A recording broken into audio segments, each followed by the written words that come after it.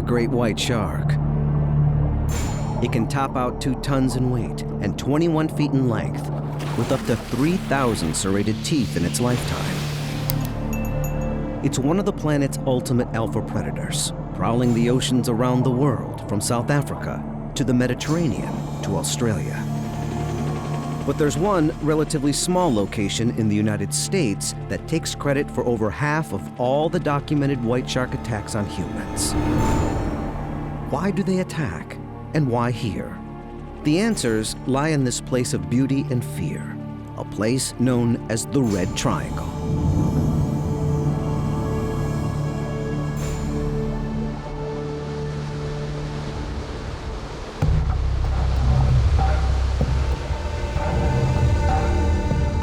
Stretching from California's Monterey Bay, 135 miles north to Bodega Bay, and then out west, 30 miles to the Farallon Islands, the Red Triangle is a wondrous habitat teeming with biodiversity on land, in the air, and in the sea.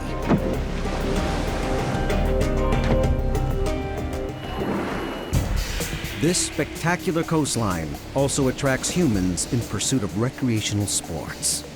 Over the last 10 years, 3 out of 4 great white attack victims in California have been surfers. If you're surfing in the Red Triangle, beware. The search for the perfect wave can lead to a face-off with the perfect predator. October 19th, 2005.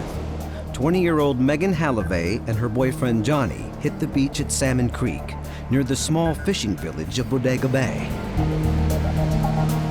On that day, the weather is calm, the water glassy, and the waves cresting at 10 feet.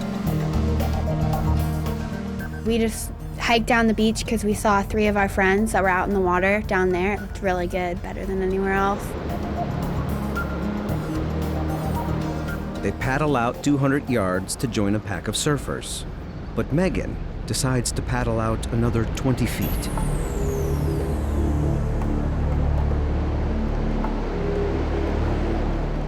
I was sitting a little bit north of the pack just because there was a wave there I liked better than the wave they were surfing. I was alone sitting there and I started to get just like an eerie feeling. Almost like warm tingles in my spine.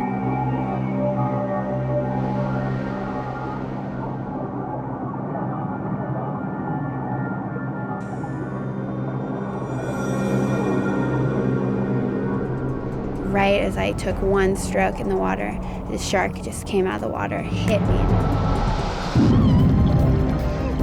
A massive great white shark sinks its teeth into Megan's thigh. One wrong move and she'll lose her leg, or worse.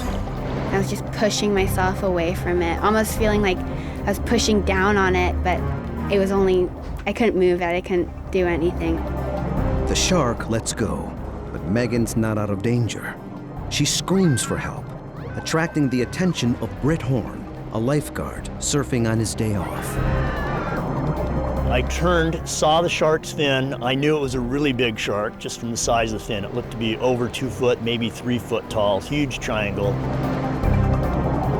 The shark had rolled onto its side, and its whole pectoral fin came out looking like elephant ears, huge.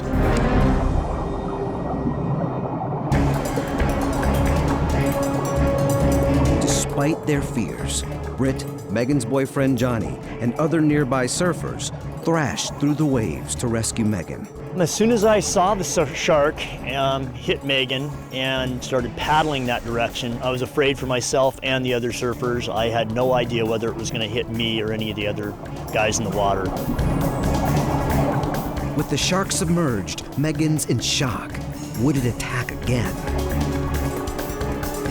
I reached my hand out, and the next thing I remember, I was coming up from underneath the water, and I just grabbed onto Johnny's back, and they made a circle around me, and we all paddled in together.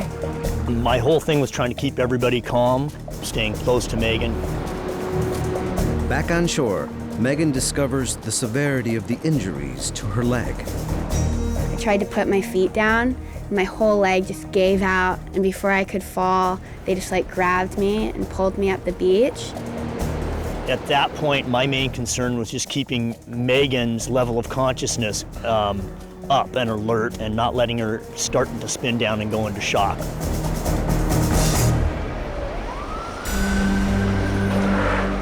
The Bodega Bay Fire Department paramedics race to the scene. A helicopter transports her to the hospital, where doctors treat her injuries. The shark bit deep into her right leg, from her calf to her upper thigh. Based on the bite diameter of 19 inches and the teeth's inner spacing of 2.5 inches in Megan's surfboard, experts estimate this great white is between 18 and 19 feet in length and over 4,000 pounds, 2 tons. And then you can see the whole thing goes from here all the way down to my calf. And that is the span of actually just the first 12 teeth of the shark's mouth.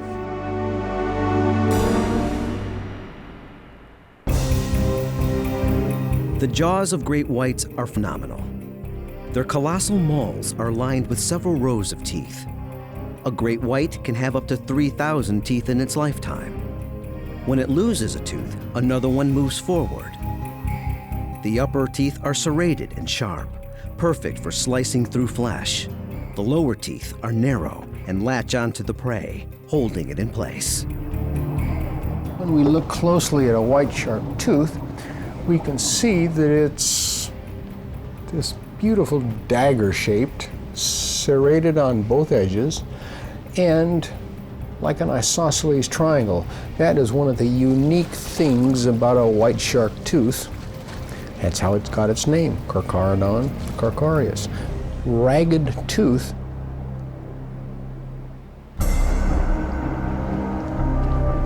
The brain of a great white is tiny compared to a human's, but they've had millions of years to perfect their deadly craft. Even in the womb, great whites are equipped with razor-sharp teeth. It's really quite a remarkable fish. This is at birth. This is a 60, 70-pound specimen. And imagine coming out of the female what this must feel like. This is a very capable hunter at birth. In fact, some of them probably have eaten their siblings in utero. It's a strange behavior that this shark and other sharks have, whereby only the largest and most successful predatory juvenile will come out of the uterus. The way Megan was attacked resembles how white sharks attack elephant seals, typically with a lethal blow from behind and below. They attempt to immobilize their prey with a bite to their hindquarters and wait for it to bleed to death before returning to feed. Some scientists call this strategy bite and spit. It's looking up, looking for the silhouette of a seal or a sea lion, sees it, mugs it, bites it, spits it out, attempts to so severely immobilize it that it then can eat it at leisure. Now, if its victim is a seal or sea lion, its normal victim, it bites and spits and waits for it to exsanguinate, bleed to death, so then it can eat it at leisure without having its eyes gouged by the flipper nails of these pinniped seals and sea lions. The predator at the bottom sees very well the prey on top, particularly if there's backlighting. Not only that, he or she, the shark, has a long run to gain speed so that the impact of the attack is even greater. The attack technique catches the prey off guard. The seal, equipped with sharp teeth and flipper claws, will fight back, attempting to injure the shark in its most vulnerable spot. They don't risk injury to their eyes. A white shark that's had its eyes injured is out of business. It can no longer find its prey.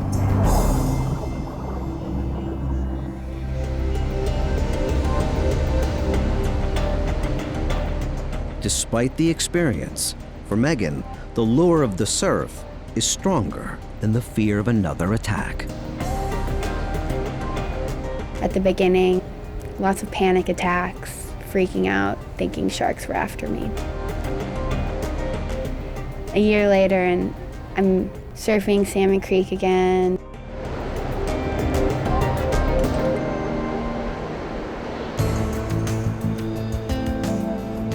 Megan has survived, but this attack raises many questions.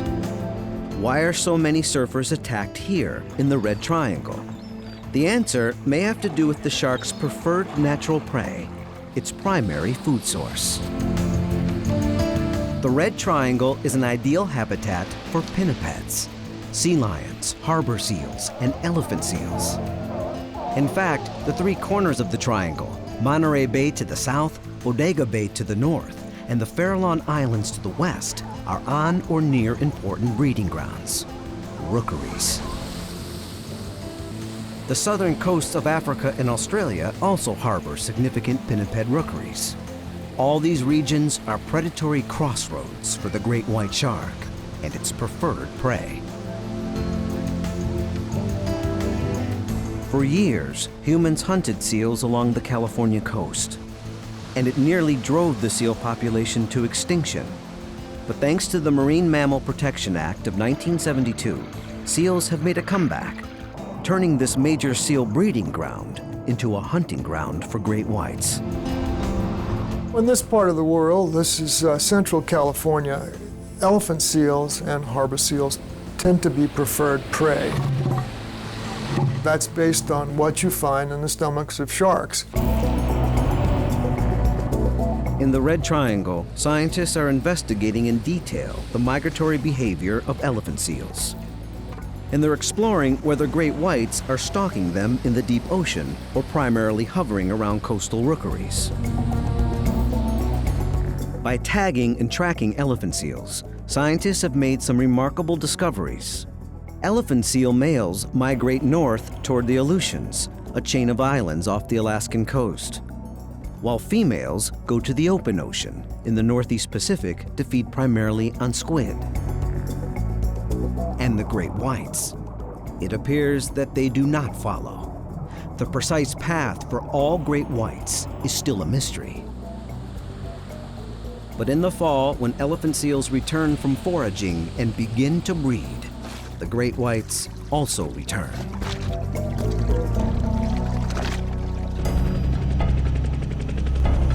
In the Red Triangle, seal rookeries mark the most hazardous zones.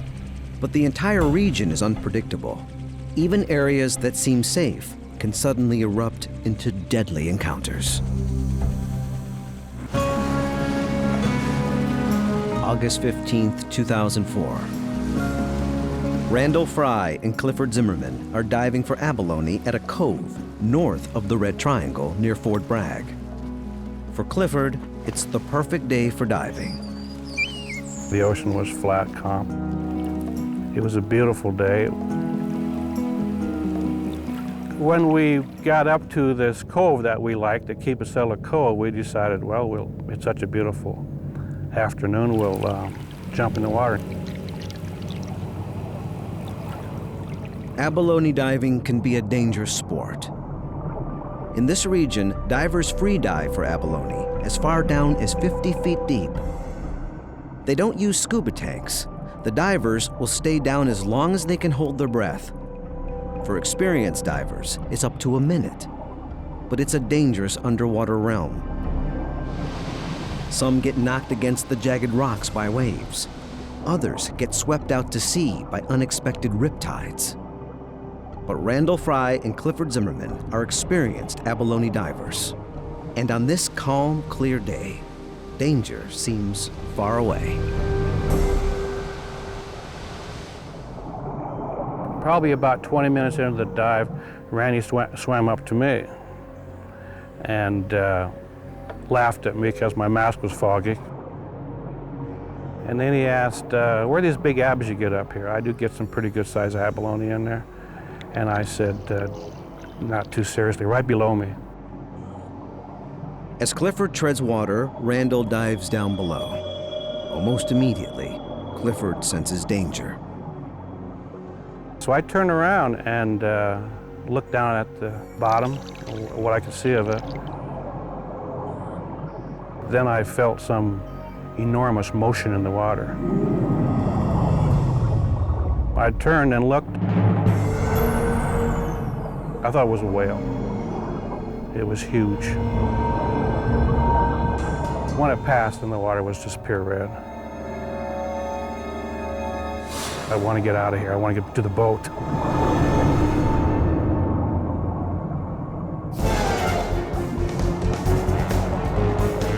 I was swimming to the boat.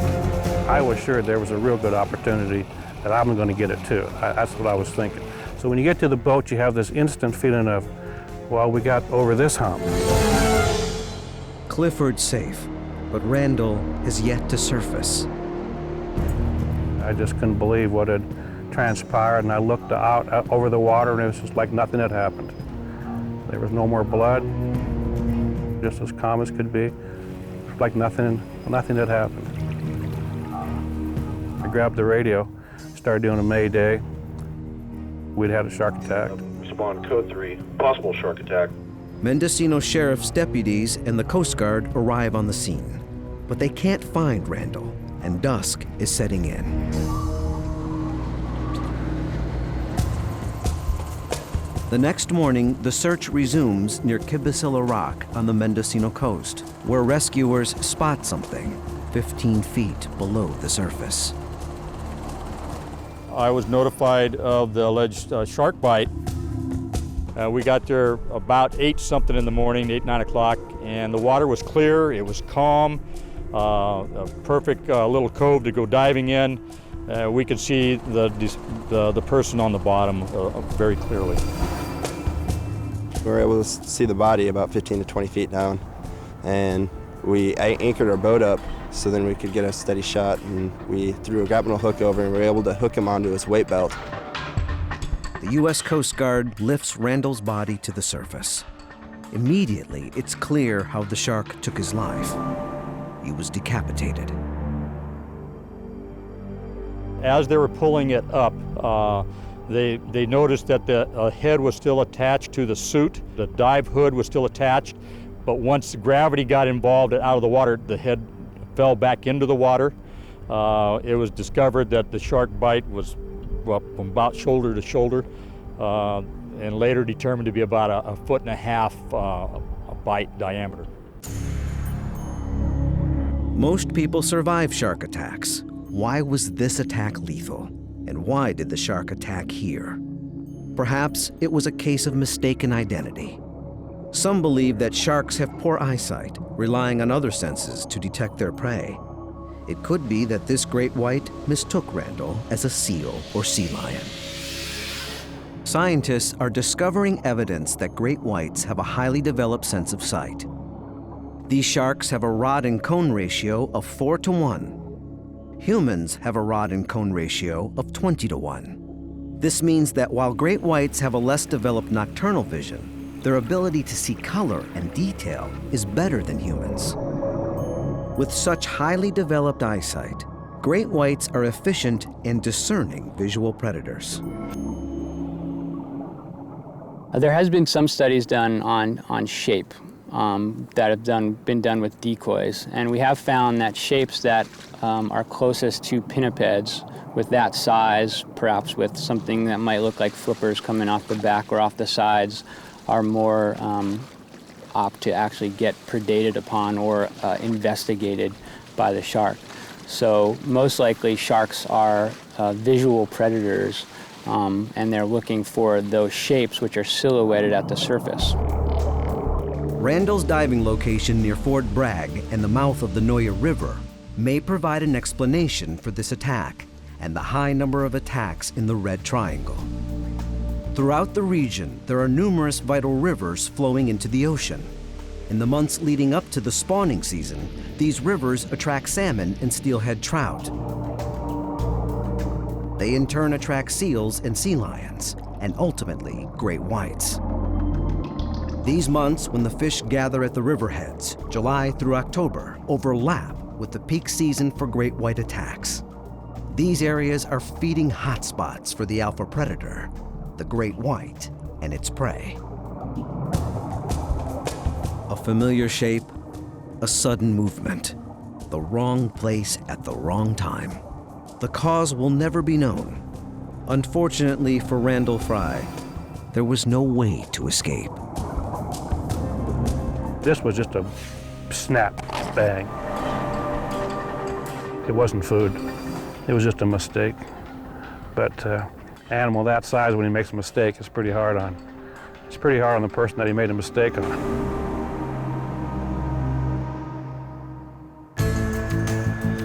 With this region rich in food, scientists want to know if great whites ever migrate outside of the Red Triangle. At places like Año Nuevo Island, in the southern region of the Red Triangle, scientists tag great white sharks to track their migratory patterns and diving depths to gain greater insight into their behavior. Archiving information internally, storing information in terms of global position, depth position in the water column, ambient water temperature, things like this. This high-tech tag releases itself from the shark after several months and floats to the surface, where it transmits stored data through satellite technology to laboratory computers, revealing the great white's every move, even outside of the Red Triangle.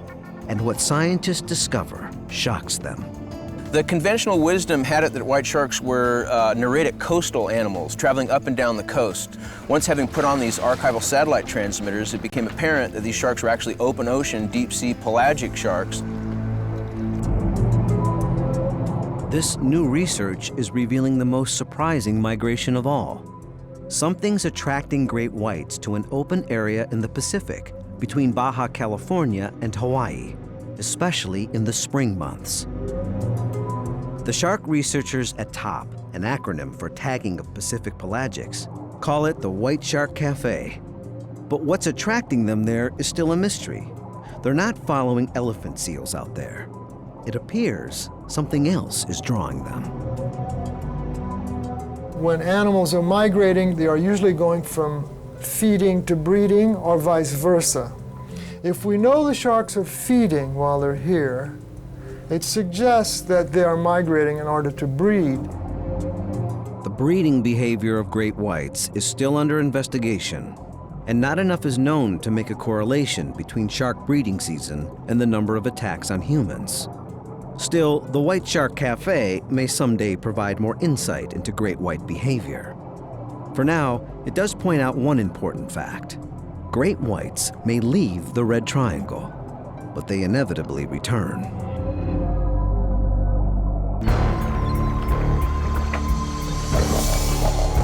Great white sharks troll the waters of the Red Triangle, looking for their natural prey.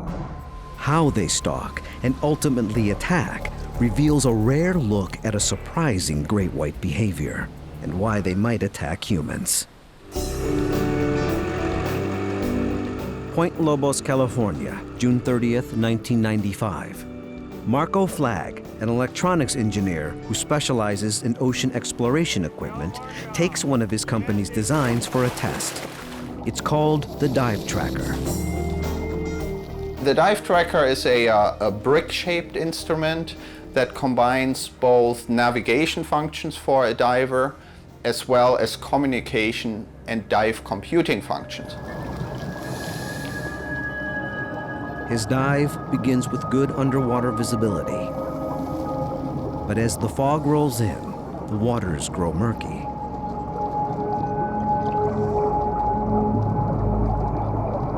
I was on my way out, sort of slowly descending and going down at a slight angle.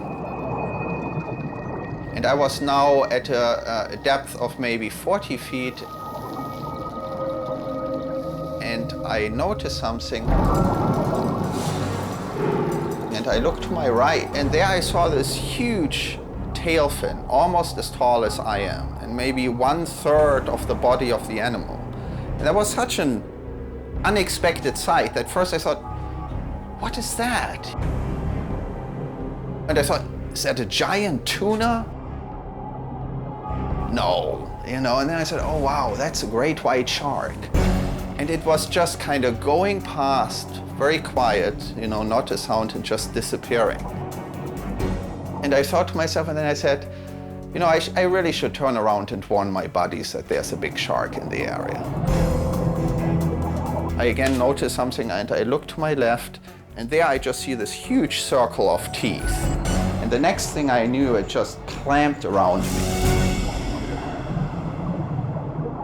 The great white grips Marco by his torso, With a massive bite pressure, it could easily kill him.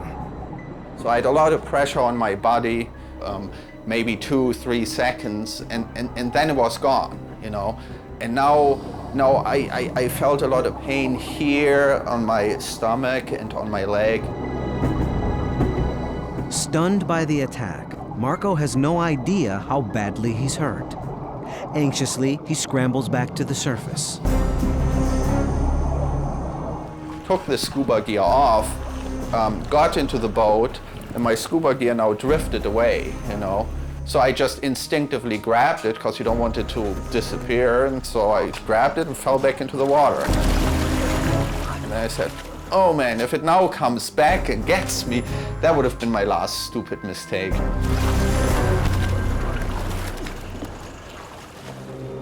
Marco's safe, but his two dive companions, Steve and Marcy, are still underwater, unaware that in the water with them, there's a massive great white. Marco revs the engine, the sign that something's wrong. Steve and Marcy hear the engine, swim to the surface, and climb aboard. As the boat races back to shore, Marco, still in his wetsuit, feels the flare-up of pain. But when the medics arrive, they're shocked to see Marco's condition. He has hardly any marks, just small punctures and bruising. It was a bit of a mystery as to what had happened, you know. But I still had a lot of pain in my abdomen, and then the next day it became clear what happened. One of my buddies brought in my dive computer, and there on the dive computer were bite marks of the shark, and the scuba tank had marks on it. So it turned out that I got sandwiched between the metal on my stomach and the metal on my back. Marco's bite wound shows punctures on the long side of the arm, across his abdomen, and on his leg. The doctor told me that if it hadn't been for these two devices, it would have killed me.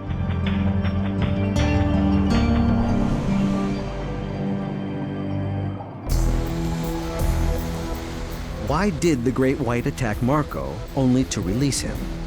It turns out that great whites are remarkably picky eaters, interested in only the most nutrition-rich foods. If there's not enough fat in the prey, then for the shark, it's not worth the energy it would take to kill and digest. The higher the fat content of the prey, when we speak of white sharks, the more energy the shark can obtain. That will provide the shark with a lot of future nutrition that it will need in order to carry out its metabolism and its daily functions. Many shark experts now believe that great whites are curious about humans. They may be testing us by tasting us to see how our fat content measures up to seals and other pinnipeds. Their mouths are lined with taste buds, and their sense of smell is aided by tiny organs called lamellae behind their nostrils. Some sharks are so sensitive that they can determine if there's a single drop of blood in 25 gallons of water. Although it's still a theory, some scientists believe that the shark's sense of taste is so highly developed, it can determine right away if its prey will provide the caloric energy it needs to survive. Humans are not a preferred prey of the white shark. We're not on his menu. We don't have what the white shark is interested in, which is a very thick, blubbery layer that's high in energy. Marco will never know if the great white was simply curious or tasting him as a possible food source.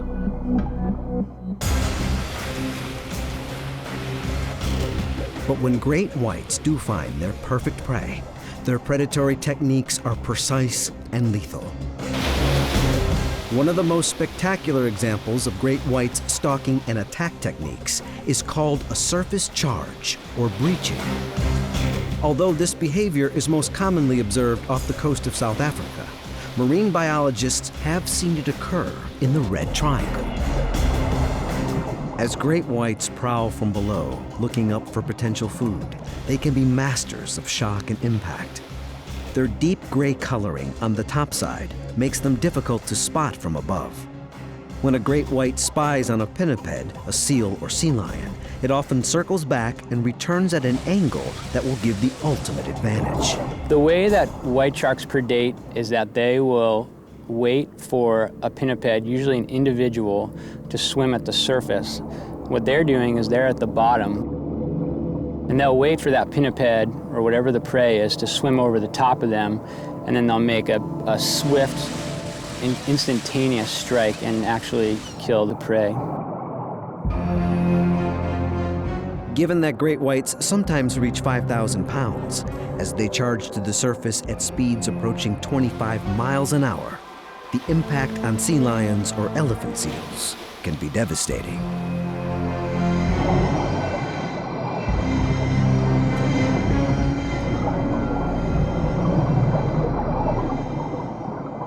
"30 miles west of the Golden Gate Bridge in the Red Triangle are the Farallon Islands. They offer one of the best locations to witness great white predatory behavior. Each year, far from human disturbances, as many as 5,000 seals and sea lions gather. And in September, October, and November, the great whites also come here. Between 35 and 40 of them. Wildlife biologist Adam Brown patrols this Red Triangle outpost, watching for predation events. An attack's a very exciting thing. What we usually see first is we see a flock of birds circling over the event. They usually cue in on the movement in the water. And then usually you see the blood or you see the slick from the actual prey. And then if you're lucky, you'll actually see the shark come up to the surface. The Red Triangle is like a lethal intersection where predator, prey, and humans collide. Those collisions also occur off South Australia and South Africa. But over the last 100 years, along South Australia's 3,150-mile coastline, including its islands, there have been only 41 attacks. Along South Africa's 1,739-mile coastline, there have been 49 attacks. But California, with only 840 miles of coastline, has had 70 attacks. That's one attack for every 12 miles of coastline. The explanation has to do with human population growth. Over the last 50 years, the number of Californians has exploded from 11 to 36 million. And with the proliferation of water sports like surfing, diving, and kayaking, there's more opportunity for humans to face off with the great white shark.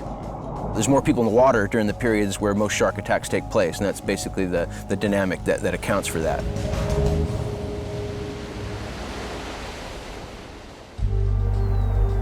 August 26, 1998, at Stinson Beach, just north of San Francisco, and near the center of the Red Triangle. 16-year-old Jonathan Cathrine hits the waves with a boogie board in waters only 7 feet deep.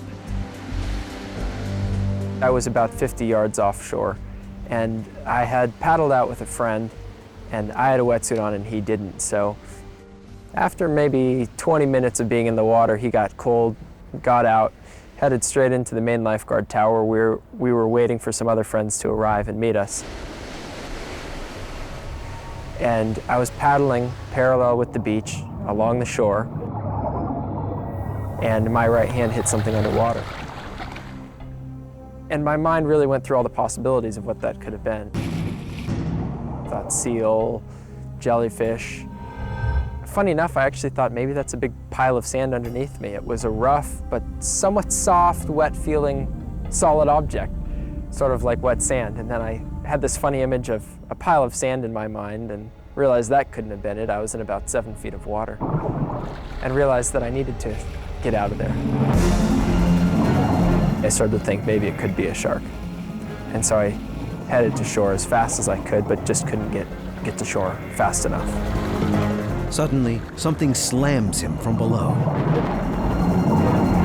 The shark came up from beneath me on my right side, lifted me up and brought me underwater.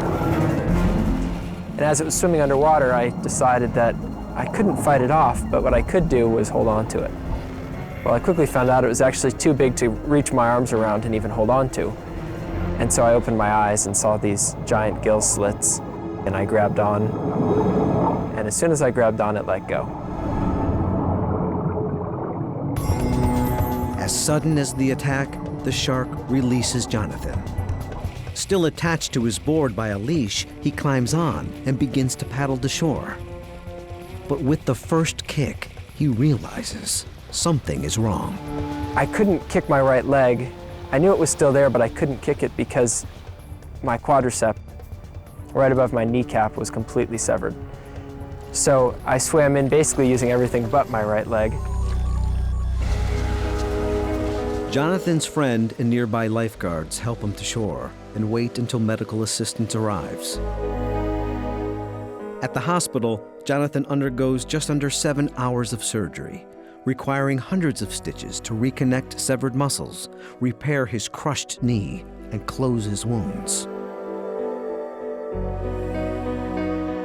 So the shark bite basically covers the whole top half of my leg. And you can see this is the top jaw. I was laying on my stomach when I was attacked. And the bottom jaw you can't see as well, but starts in here. And then actually there are teeth marks in all the way up through the inside there. It's a massive bite, and Jonathan is fortunate to have survived. But with the abundance of natural prey, what drove the great white to attack Jonathan? Do great whites simply have a voracious appetite? Surprisingly, despite their size, great whites are remarkably efficient at preserving energy. These amazing animals can survive months without eating, or swim more than 2,900 miles on one meal alone, typically a seal or a sea lion, heavy with fat. The sharks don't have to predate multiple times to expend energy. They can expend a little bit of energy to gain a lot. What's the secret behind their ability to conserve energy? Great whites are equipped with a sophisticated circulatory system that works like a radiator. It's capable of maintaining a great white's body temperature up to 18 degrees higher than the surrounding water temperature. This allows them to move quickly and to capture pinnipeds in the cold waters of the North Pacific. In fact, humans use up to 5 times more energy sitting still than a great white does swimming through the cold ocean waters. So they don't have to eat the same amount of food that a hot-blooded animal would have to eat. But interestingly enough, white sharks and some of their close relatives are warm-bodied, not warm-blooded, but warm-bodied, and are able to elevate their body temperature through a very complex evolutionary mechanism. Instead of being driven by blind hunger, there might be another reason behind the shark's attack on Jonathan. And this explanation has more to do with where Jonathan was, in shallow water, close to where many ocean predators hunt. Killer whales in Patagonia with the seals up on the beaches swim up onto a sandbar, grab a resting seal, pull it back into the water, and carry it off. In the Red Triangle, a similar drama is acted out very close to shore, this time between great white sharks, seals, and other pinnipeds. During the breeding season, the shallow waters surrounding the seal colonies can turn into high-stakes danger zones. Particularly at risk are pups. When a female elephant seal nurses, she gives up to 40% of her body weight to the pups. At the age of 4 weeks, the pups are nearly 50% fat, perfect for the great white's diet. These pups are naive when it comes to predators. When they enter the waves for the first time, they could become the perfect prey. They are vulnerable.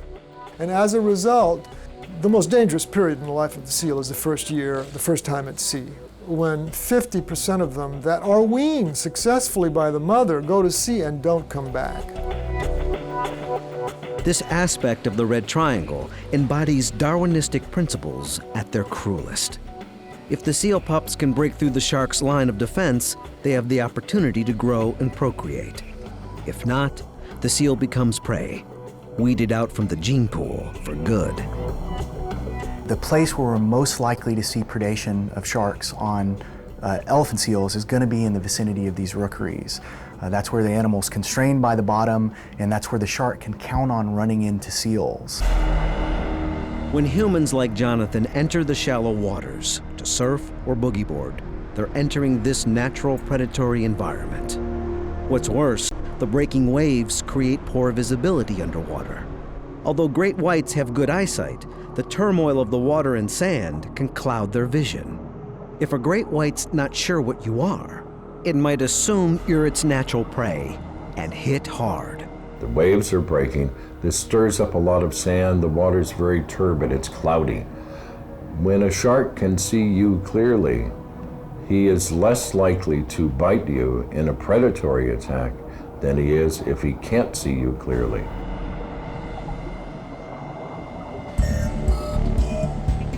Jonathan will never know why the shark attacked him. Yet this near encounter with death has taught him a valuable lesson about life. I've really tried to turn the shark attack into a positive experience. As difficult as it was at the time, it really taught me a lot about relationships, about my friendships.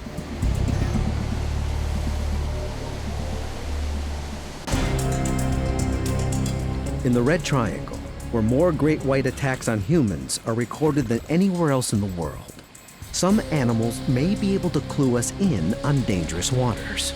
Can we pick up on this critical warning?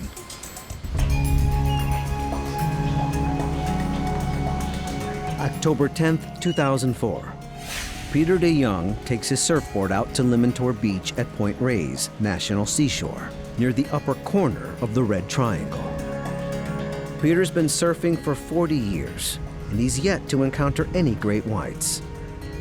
This morning, he arrives at the beach just before dawn. Already, he notices something unfamiliar in a sea lion's behavior. California sea lions don't typically come ashore there. I came upon a California sea lion as I walked down the beach, and I noted that it was quite unusual, but I was pretty excited about the surf. The sea lion on shore gives Peter pause, but when he spots two surfer friends already in the ocean, he decides to hit the waves. After a half hour in the water, he encounters another sea lion, and this one is extremely agitated. It was roaring, teeth bared, within probably 10 feet of me. The sea lion, the natural prey for great whites, is making a run back to the beach. It could mean a shark's in the water, and it could launch an attack on Peter at any moment. Although Peter's enjoying the waves, the sea lion's erratic behavior puts his nerves on edge. I saw something submerge quickly about 50 yards offshore. So I focused on that point, and within a few seconds, a loon popped up. So I thought, oh, okay, that's all right, it's just a loon. Peter calms down and waits for the next wave. I was all of a sudden propelled from behind. What popped into my mind was, I've just been run into. What? Out here? What just hit me? And then I looked down, and there was a shark with my leg in its mouth, just looking at me. The shark could bite down. Peter could lose his leg and possibly his life. I went into instinctual survival, and I just yelled as loud as I could, and I swung my fist down, hitting the shark on top of the head. And the next thing I knew, something flashed by my face, and then I was in the water. Suddenly, the great white lets go of Peter. He swims as fast as he can toward safety. I felt like I had a ton of lead on my back. I could not paddle fast enough. Back on the beach, Peter is all alone. Then I thought, oh, maybe it didn't cut me. And I lifted up my leg and looked over my shoulders and saw that, oh, you're not that lucky. I looked down at my right leg and saw that there was a pretty good gash. He calls for help on his cell phone. A helicopter quickly arrives. I had 100 staples, both in my leg, my calf, and the bottom of my foot, and around both ankles. So it basically just grabbed a bony appendage that didn't have much meat. The great white chose not to make a meal out of Peter. Perhaps the attack was motivated by something else. Was the aggression a form of territoriality? He might perceive you as a potential threat to either a food source or an area or a female getting ready to give birth, so they will strike at you in order to get you out of the area, to chase you away. Some people refer to this as territoriality. Whether it's food or competition, great whites can sense the presence of another creature long before they can see it. Around their snout, chin, and forehead, great whites have highly tuned sensory organs called ampullae of Lorenzini. This network of jelly-filled canals detects the slightest electrical activity, as little as a few billionths of a single volt. All living creatures send off electrical signals through activity in their nerve cells, and the great white's electrical receptors hone in on the pulse. This helps the shark find its target. Peter will never know whether the shark saw him as an intruder, a potential food source, or an object of curiosity. But he knows firsthand what it feels like to be stalked by one of the world's most stunning alpha predators. The majority of the attacks on humans by white sharks are not motivated by predation. In other words, they're not mistaken identity, they're investigation. The shark is not sure what it's observing, so it comes in and does the last thing that it will do when it examines an object, and that is to take a bite of it. They generally will bite a human, hold them for a few seconds, and release them.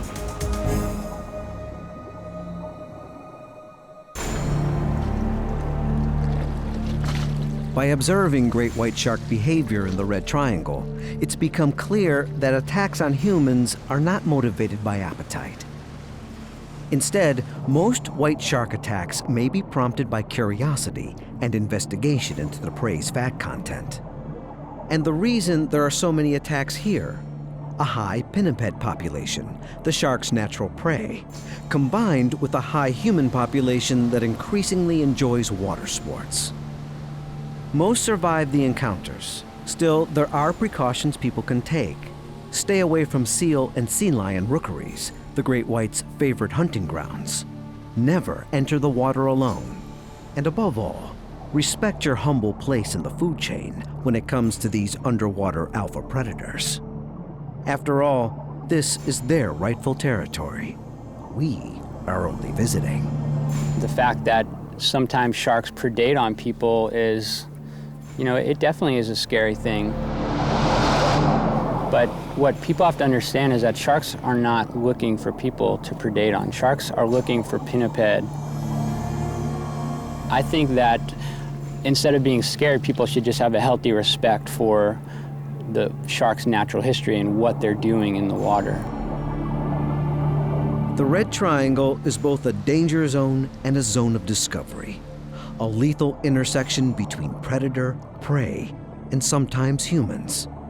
A place for terror and wonder, fear and fascination for one of the world's greatest mysteries, the great white shark.